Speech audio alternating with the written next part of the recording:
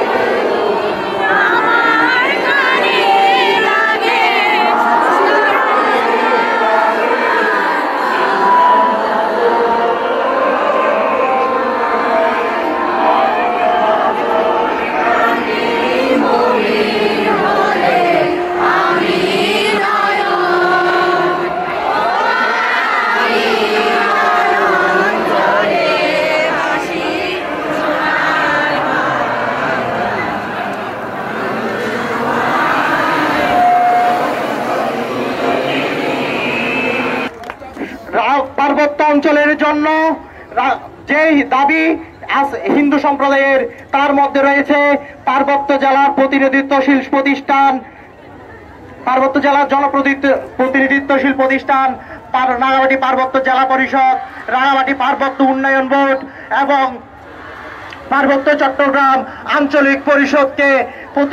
আঞ্চলিক পরিষদে আইন করে হিন্দুদের জনপ্রতিনিধি নির্ধারণ করতে হবে। এই হচ্ছে আমাদের দাবি। সরকারকে অনতিবিলম্বে এই সকল দাবি পূরণ করতে হবে, অন্যথায় সনাতনী সমাজ তার রাজপথে থাকবে এবং এই দাবি পূরণ না হওয়া পর্যন্ত তাদের আন্দোলন চালিয়ে যাবে। বাইরের উপর আক্রমণের কারণে আমরা বহুবার এভাবে সমবেত হয়েছি এবং সংগ্রাম করেছি এবং আমরা কি করেছি, প্রতিবাদ করেছি, কিন্তু আমরা কোনোবারে এই প্রতিবাদের সুফল পাইনি।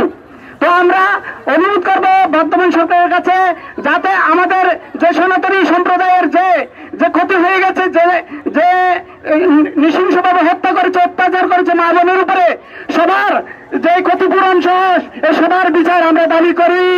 বাইরের উপর আক্রমণের কারণে আমরা বহুবার এভাবে সমবেত হয়েছি এবং সংগ্রাম করেছি এবং আমরা কি করেছি, প্রতিবাদ করেছি, কিন্তু আমরা কোনোবারে এই প্রতিবাদের সুফল পাইনি। তো আমরা অনুরোধ করবো বর্তমান সরকারের কাছে, যাতে আমাদের যে সনাতনী সম্প্রদায়ের যে ক্ষতি হয়ে গেছে, যে নৃশংসভাবে হত্যা করেছে, অত্যাচার করেছে মা বোনের উপরে, সবার যে ক্ষতিপূরণ সহ সবার বিচার আমরা দাবি করি। এই স্লোগানে করতে হবে আমার বাংলার মাটি, বাংলার সনাতনী সমাজ। সংগ্রামী বন্ধু, আমার বক্তব্য দীর্ঘায়িত করবো না। 1971 সালে পরবর্তী সময় থেকে শুরু হয়ে যতবার সংখ্যালঘুদের উপর হামলা হয়েছে আমরা প্রতিবাদ করেছি।